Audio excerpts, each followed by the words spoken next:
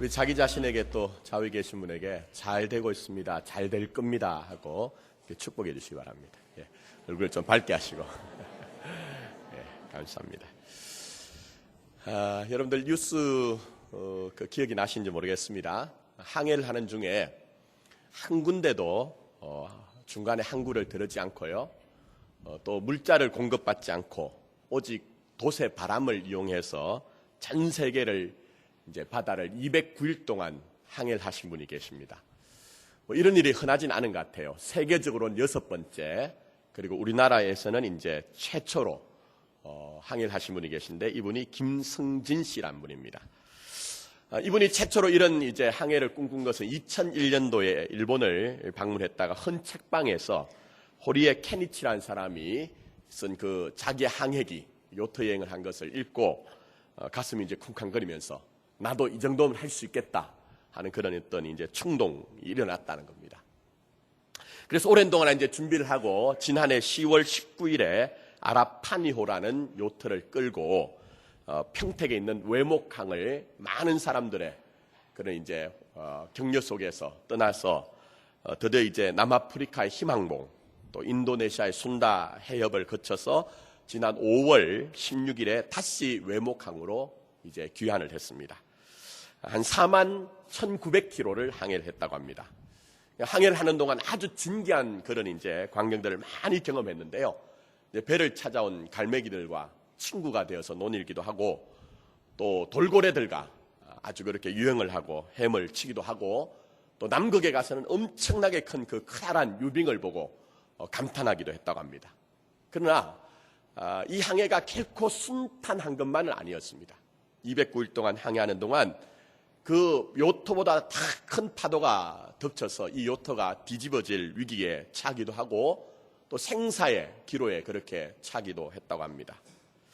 자, 그렇다면 우리가 만약 그런 항해자의 입장이었다고 하면 이런 큰 파도와 어려움과 싸우면서 그 마음에 무엇이 있었을까요? 저는 그런 생각합니다. 어쩌면 마지막에 내가 모든 항해를 끝내고 난 이후에 다시 돌아올 그 귀환할 항구, 내 소망의 항구가 어쩌면 이 사람의 마음속에 있지 않았을까, 그런 이제 생각을 합니다. 자, 오늘 우리가 읽은 본문 말씀에는 항해에 관한 얘기가 나옵니다. 그러나 이스라엘 사람들에게 바다를 항해한다는 것은 익숙한 얘기가 아닙니다. 왜냐하면 여러분도 아시는 것처럼 이스라엘은 바다가 가까이 있지 않습니다. 물론 서쪽으로 가면 지중해라는 큰 바다가 있습니다만, 성경 시대에는 거기에는 이제 블레셋 사람들과 이방 민족이 있었기 때문에 쉽게 바다에 접근할 수 있는 것은 아니었습니다. 또 구약에 보시면 여러분 몇 군데서 이제 항해를 하는 장면이 나오잖아요. 대표적으로 여러분 아시는 것처럼 요나가 이제 하나님의 얼굴을 낯을 피해서 그렇게 이제 도망을 가는 장면이 나옵니다. 그러나 그 떠났던 항구조차도 이방인의 땅이었던 욥바라는 항구였고요. 또 그 배를 운항하던 그 사람들도 이방인들이었죠. 또 신약에 오시면 여러분들 때로는 우리가 구약보다는 더 많은 항해하는 그림을 볼 수가 있습니다. 예수님과 제자들이 갈릴리 바다를 지나갈 때 큰 풍랑이 일죠. 근데 사실 엄밀하게 말씀드리면 갈릴리 바다는 바다가 아니라 민물 담소입니다. 호수입니다. 그렇기 때문에 그만큼 이스라엘 사람들에게 이 항해를 한다는 것, 큰 바다를 항해한다는 것은 익숙한 광경이 아닙니다.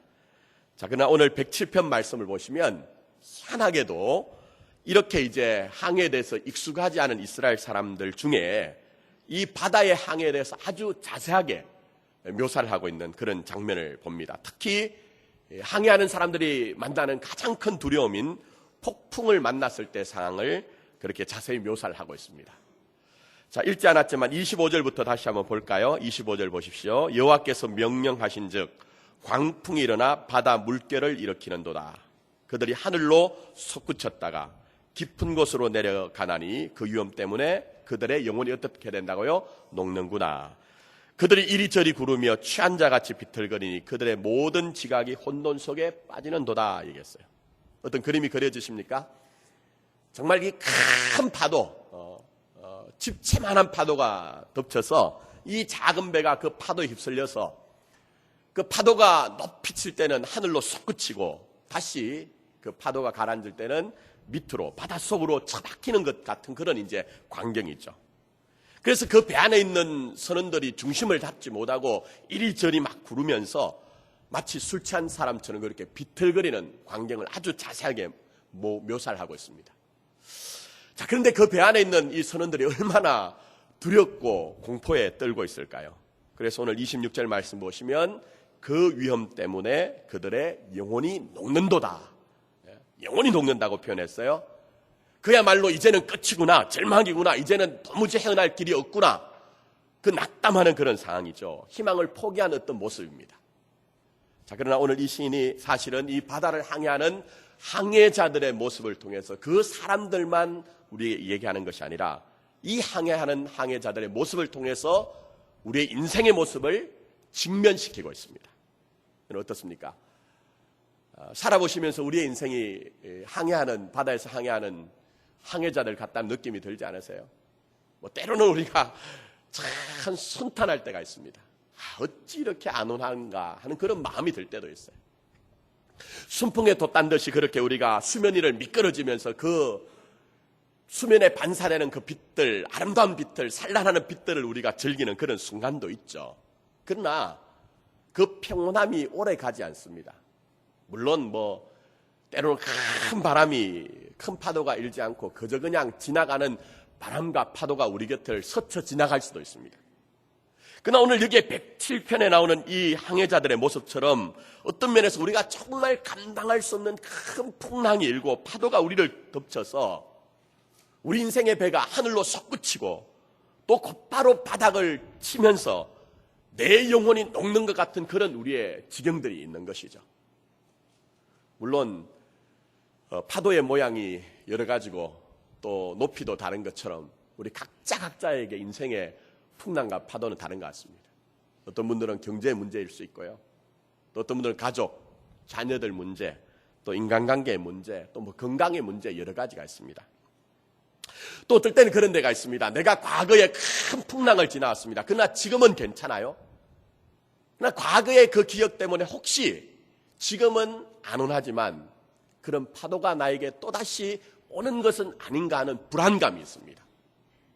나는 괜찮습니다. 그러나 내 가까이에 있는 사람이 큰 파도를 만나서 그의 인생의 배가 침몰하는 광경을 보고 어쩌면 나도 저런 일을 당하지 않을까 하는 그런 두려움이 우리에게 있는 것이죠. 그럴 때 우리는 누가 내게 힘이 되고 누가 나에게 위로가 될 것인가 참 암담한 경우가 있습니다. 때로는 가까이 있는 내 가족들, 내 남편, 내 아내도 별로 나에게 위로가 되지 않아요. 또 때로는 힘내십시오. 내가 당신을 위해서 정말 기도하고 있습니다. 당신을 위해서 간구하고 있습니다. 그렇게 말하는 목사나 교역자들이나 여러분 곁에 있는 믿음 좋은 성도들도 여러분에게 위로가 되지 않을 때가 있습니다. 자, 그러나 오늘 본문 말씀을 보시면 이 절망과 낭만 가운데 이 시인은 우리에게 또 다른 가능성을 보여주고 있습니다. 새로운 가능성을 보여주고 있습니다. 그게 뭡니까? 내가 나를 포기하는 그 지경에서도 나를 포기하지 않는 한 분이 계시다고 말씀하고 있습니다. 바로 그분이 누굽니까? 바로 그분이 하나님이 되시는 것입니다. 그래서 오늘 28절에 이렇게 말씀합니다. 시인은 이에 그들이 그들의 고통 때문에 누구에게요? 여호와께 부르짖으매 그가 그들의 고통에서 그들을 인도하여 내시고 얘기했어요. 그래서 하나님은 우리가 어떤 상황, 어떤 순간에도 나와 함께 하시는 하나님을 믿으라고 말씀하고 있습니다.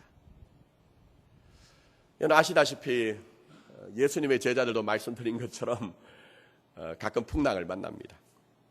어느 날은 주님이 건너가자고 해서 주님과 함께 이제 그렇게 건너편으로 건너가고 있는데 커다란 광풍을 만납니다.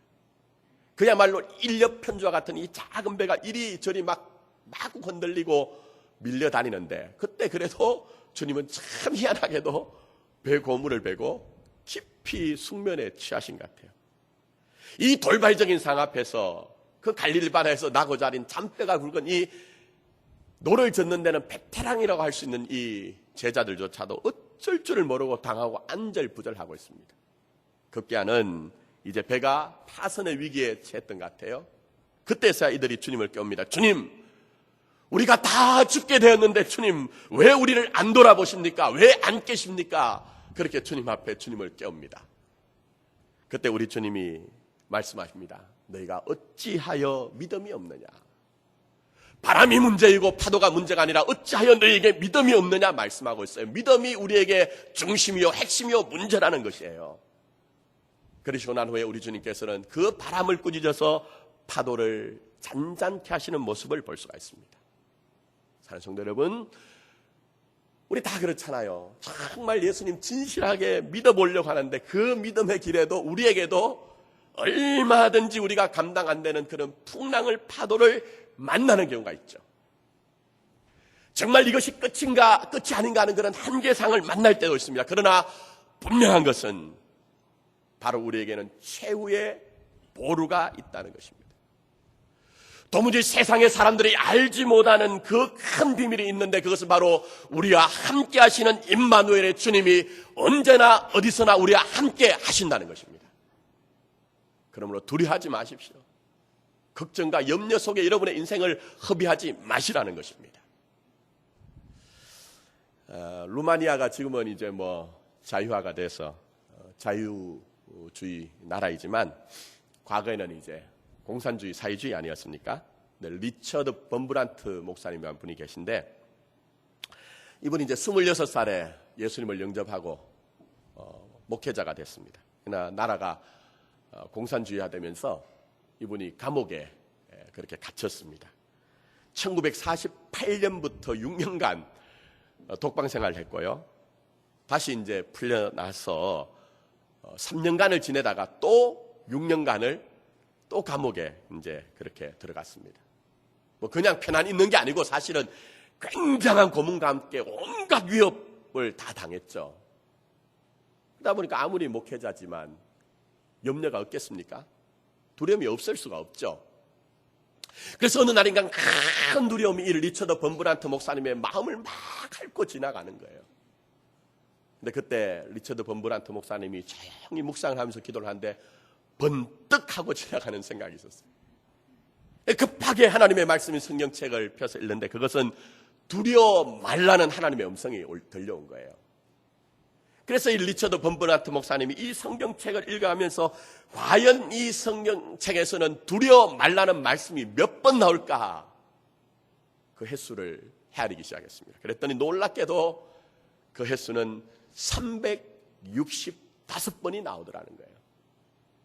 그때 큰 감동이 밀물처럼 몰려오면서 그때 깨닫게 된 것이 리처드 범브란트 목사님이 하나님께서는 내가 언제 어느 상황에 있든지 나와 함께 하신 하나님이기 때문에 하루하루 두려워하지 말고 믿기만 하라는 것이구나. 그래서 그 두려움을 믿음으로 이겨낼 수가 있었다는 것입니다. 사랑하는 성도 여러분, 여러분의 인생의 풍랑이 무엇입니까? 우리가 아직 헤쳐나가야 되는 그 커다란 파도가 무엇입니까? 하나님은 우리 교회와 여러분과 함께 하십니다. 나보다 나를 더 잘 아시는 하나님이 나의 사정을 아실 뿐만 아니라 우리의 모든 두려움의 이유와 걱정과 염려의 이유를 다 아시고 우리와 함께 하신다고 말씀하고 있습니다. 염려하지 말고 두려워하지 말고 나만 믿으라고 말씀하고 있습니다. 나와 함께 하시는 하나님을 믿음으로 말미암아 분명히 바라는 항구, 소망의 항구를 믿음으로 나갈 수 있는 저와 여러분 되기를 예수님의 이름으로 축복합니다. 더 나아가서 우리 하나님께서는 내가 너와 함께 하기 때문에 너는 내게 부르짖어라, 간구하라 그렇게 말씀하세요. 사실 제가 이제 시편 107편 전체를 다 읽으려고 했지만 이게 시간이 부족합니다. 그래서 부분만 읽었는데요. 오늘 말씀을 잘 보시면 107편 전체는 우리 인생 전체를 이제 나타내고 있습니다.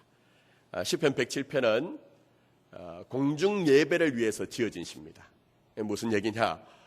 정말 고단한 인생을 사는 그 하나님의 백성들이 하나님의 얼굴을 구하며 은혜를 구하며 그 발걸음을 옮겨올 때에 그 고난의 광야에 있던 그 성도들을 생각하면서 염두에 두고 지은 시라는 것이죠.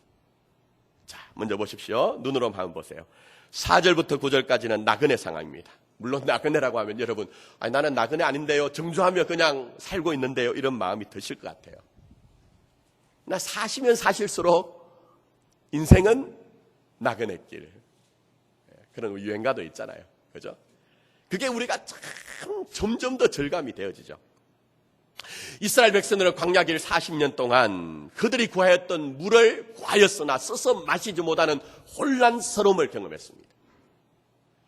때로는 내가 원하는 그것을 내가 구하여도 찾지 못하여서 배고픔과 목마름을 경험했습니다. 사실은 한 2주 만이면 갈 수 있는 그 길을 2주 만에 가지 못하고 40년 동안을 뱅뱅 돌아야 하는 그런 인생의 고단함을 경험했습니다. 근데 여러분의 인생은 어떠냐 하는 겁니다. 나그네 길 우리의 인생도 때로는 여러 가지 믿음으로 살아감에도 불구하고 혼란스러움이 있습니다. 내가 원하는 것들을 다 누리지 못하는 그 우리의 부족함을 우리가 경험합니다. 때로는 다른 사람들은 다 첩경으로 달려갔는데 인생만은 왜 이렇게 험로로 좁은 길로 돌아가느냐 하는 그런 마음이 들 때가 있다는 것이죠. 또 더 나가서는 10절부터 16절까지 보십시오. 갇힌 자의 고통을 얘기합니다. 감금을 당한 자의 고통을 시인은 흑암과 사망의 그늘, 그들을 얽어맨 줄 이렇게 얘기합니다. 여러분 어떻습니까? 여러분 마음 먹은 대로 요즘 사십니까? 마음 먹은 대로 사세요. 혹시 우리 중에 나 마음 먹은 대로 다 됩니다 하면 제가 이번 태소회가 끝나고 난 후에 좋은 식사를 좀 대접해드리고 싶어요. 그렇게 마음 먹은 대로 자유하게 사시는 비결이 뭔지, 방도가 뭔지 저한테 좀 알려주세요 하고 좀 배우고 싶어요.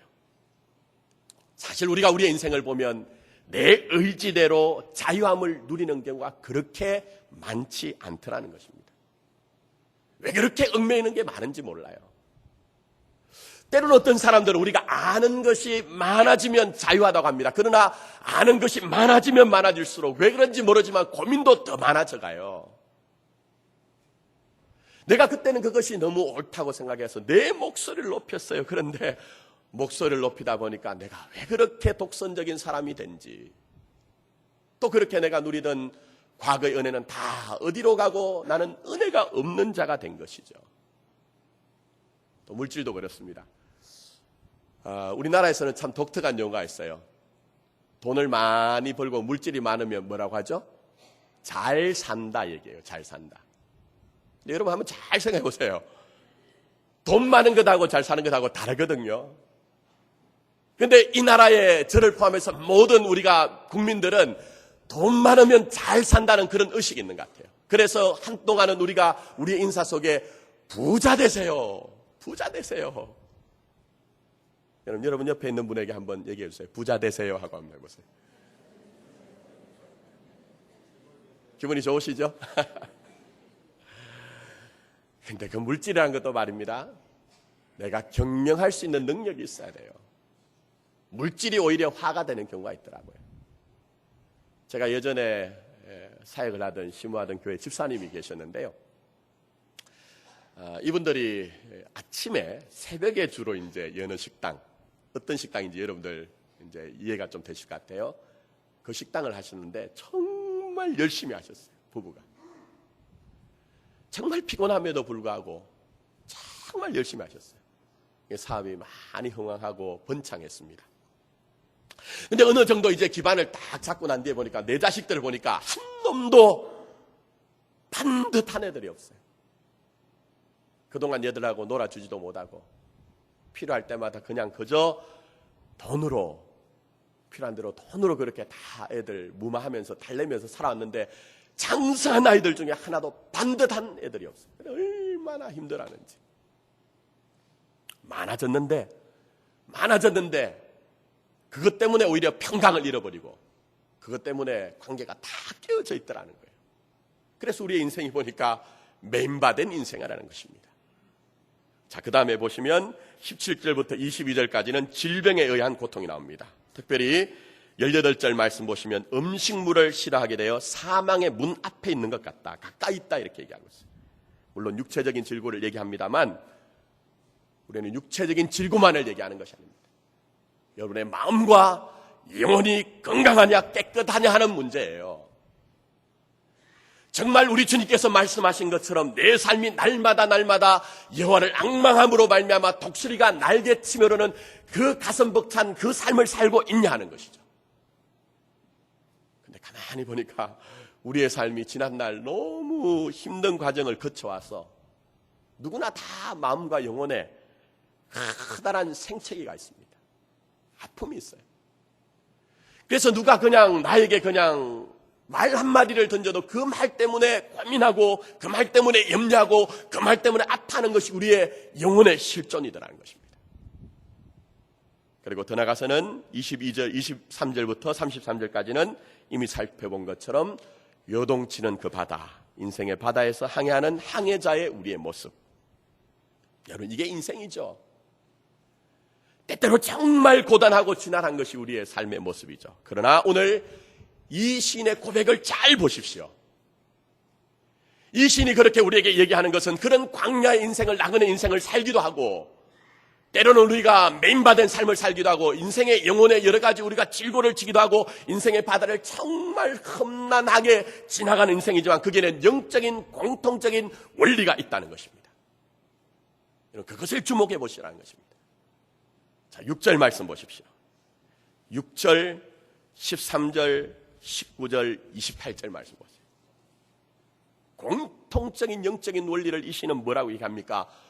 고통으로 인하여, 고통 때문에 더 적극적으로 중단하지 않고 하나님께 부르짖고, 그 부르짖음을 하나님이 들으시고 하나님은 그들을 고통에서 건져주시고 그들이 바라는 항구, 소망의 항구로 하나님이 그들을 인도하셨다는 것입니다. 사랑하는 성도 여러분, 중요한 것이 바로 이것입니다. 하나님은 교회와 신자들인 여러분에게 함께 하십니다. 언제나 어디서나 함께 하십니다. 그래서 이사야 선지자는 야곱아, 너를 창조하신 여호와께서 지금 말씀하시느니라. 이스라엘아, 너를 지으신 이가 말씀하시느니라. 너는 두려워하지 말라. 내가 너를 구속하였고 내가 너를 지명하여 불렀나니 너는 내 것이라. 너는 내 것이라. 내가 물 가운데 지날 때 내가 너와 함께 할 것이라. 강을 건널 때도 물이 너를 침몰하지 못할 것이며 내가 불 가운데 지나갈 때도 타지도 아니할 것이요 불꽃이 너를 사르지도 못하리니 대저 나는 여호와 내 하나님이요 이스라엘의 거룩한 자요 내 구원자이심이로다. 할렐루야. 그렇습니다. 사랑하는 성도는 우리가 때로는 광야를 지날 때도 있습니다. 우리가 우리를 얽어맨 여러 가지 인생의 상황들이 있습니다. 때로는 인생의 질고를 짐질 때도 있습니다. 풍랑이는 바다를 지나갈 때도 있습니다. 그러나 하나님께서는 택하신 여러분들을 절대로 그 사랑의 눈길로 놓치지 않으시고 그냥 내버려두지 않으시고 어떤 상황과도 함께 하신다고 말씀하고 있습니다. 오히려 그 고통을 인하여 고통 때문에 부르짖기만 하면, 하나님 앞에 간구하기만 하면 예레미야서 33장 3절의 말씀처럼 너는 내게 부르짖어라. 너는 내게 부르짖어라. 내가 내게 응답하겠고 내가 알지 못하는 크고 비밀한 일을 내게 보이리라.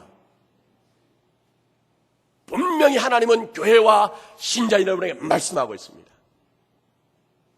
나와 함께 하신 하나님, 나와 함께 하시는 하나님, 여러분 믿으실 뿐만 아니라 그 고통으로 인하여 더 부르짖고 그 가운데 하나님의 큰 사랑의 역사로 바라는 항구, 소망의 항구를 잇대는 여러분의 삶이 되기를 예수님의 이름으로 축복합니다.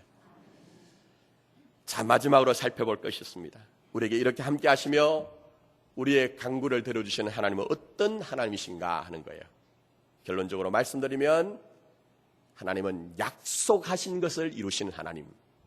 어떤 하나님요? 약속한 것을 이룬 하나님이에요. 자, 조금 복잡한 얘기하겠습니다. 주일 설교 시간에 한 30분 정도 되니까 충분히 설명이 안 돼요. 지난주에도 제가 다른 유다가 예수님을 팔 때 받았던 30냥에 대해서 그냥 간단하게 설명했어요. 주한, 그게 이제 주안점이 아니기 때문에.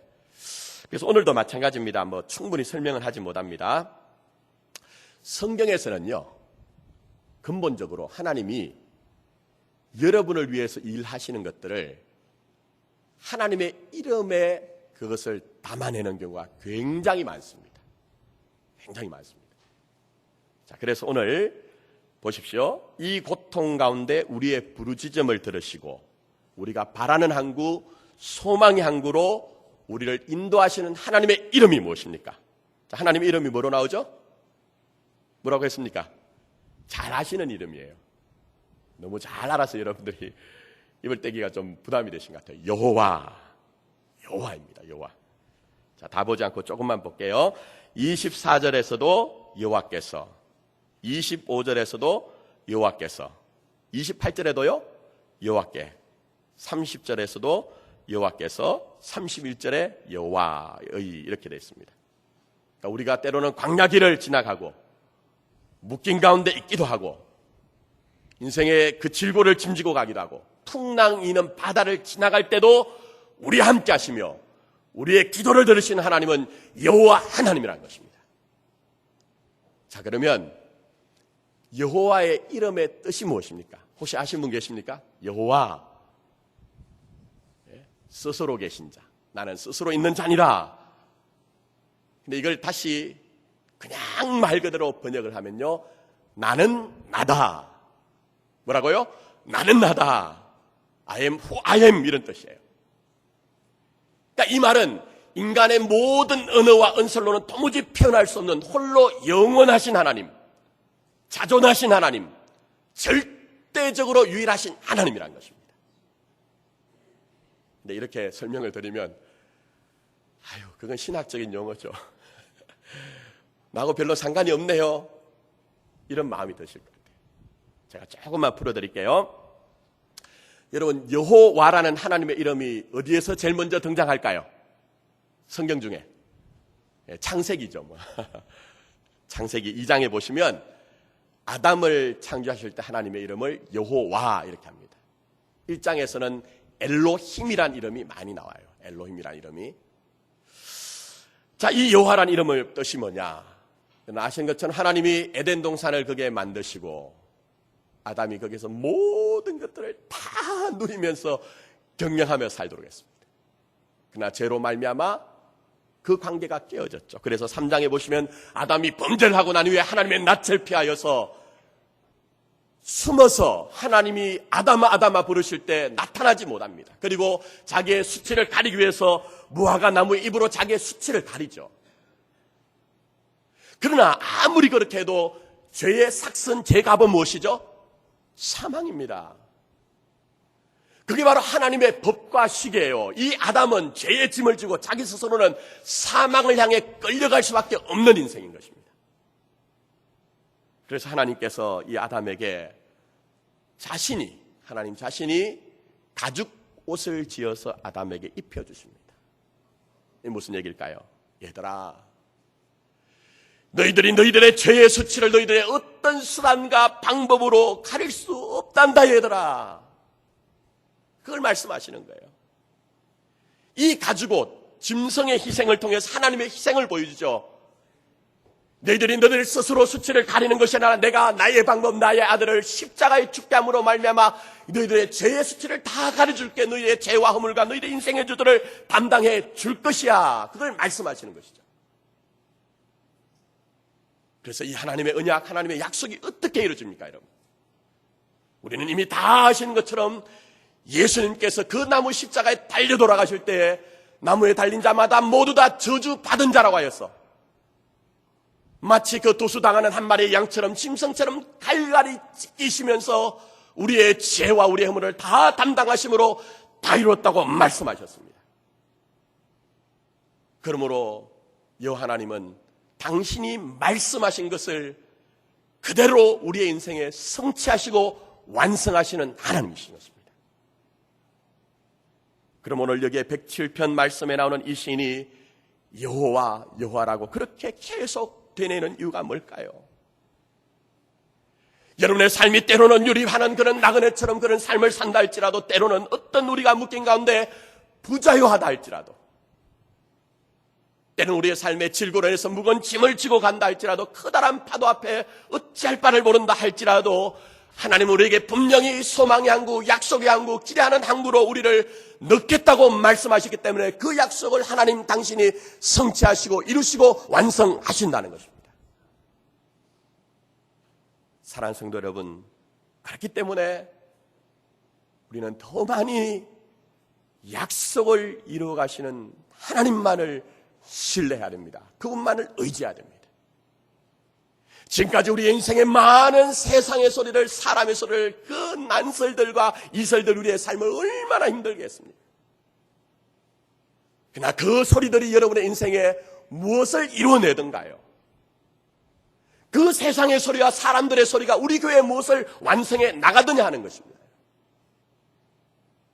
이제는 살았고 활동력 있는 그 생명의 말씀을 주시는 여호와 하나님 앞에 섭시다. 하나님, 한 말씀만 나에게 주시옵소서. 한 말씀만 우리의 가정에 주시옵소서. 우리의 자녀들에게 주시옵소서. 우리의 교회에 한 말씀만 주시옵소서. 그 말씀이 이루어지는 우리의 인생이 되기를 원합니다. 여러분이 그러한 믿음으로 여호와 하나님 앞에 서신다면 때로는 지난하고 고단한 광야를 지나간다 할지라도, 매임받은 삶이 현재 있다 할지라도, 인생의 질고를 짐지고 간다 할지라도, 파도를 만났다 할지라도 오히려 큰 폭풍으로 인하여 기도하게 하시고 간구하게 하시고, 폭풍 가운데 하나님은 당신의 약속을 교회와 신자들인 여러분에게 이루어 가실 것입니다. 이제 말씀을 했습니다. 마포지를 보시면 저희 교회 비전을 제가 거기에 쭉 설명을 해놨습니다. 오늘 이 부분을 설명을 해야 되는데 서론을 하고 마치겠습니다. 마포의 이름의 뜻은 여러분 아신 것처럼 이곳이 원래는 포구였습니다. 좀 크게 말씀드릴 항구였죠. 포구는 사람들이 드나들고 물류가 드나들고 다른 곳을 형통케 하는 복을 유통하는 곳입니다. 저는 우리 교회가 그렇게 됐으면 좋겠습니다. 그래서 앞으로 우리 교회가 해나가야 되는 사역은 하보의 사역이다. 포구 항구의 사이라 이렇게 표현했습니다. 자세히 한번 읽어보시고, 여러분, 우리 교회와 여러분과 함께 하시는 하나님을 믿읍시다. 때때로 어려움이 올 때마다 무릎 꿇고 그 고통으로 인하여 더 기도합시다. 그때 분명히 하나님은 여러분의 삶을 통해, 우리 교회를 통해서 당신의 약속을 완성하시고 이루어 내실 것입니다. 그래서 결국은 30절 말씀 보십시오. 그들이 평온함으로 말미암아 기뻐하는 중에 여호와께서 그들이 바라는 어디로 인도하신다고요? 항구로 인도하시는도다. 너무 힘드십니까? 지치십니까? 한 걸음만 하나님 앞에 나갑시다. 그때에 그 작은 음성이나마 하나님 앞에 기도한다면 분명히 오히려 광야 가운데, 매임 가운데, 질고 가운데, 파도 가운데 약속을 이루어가신 언약의 하나님을, 요 하나님을 만날 수가 있을 것입니다. 이런 은혜가 저와 여러분 우리 교회에 있기를 예수님의 이름으로 축복합니다.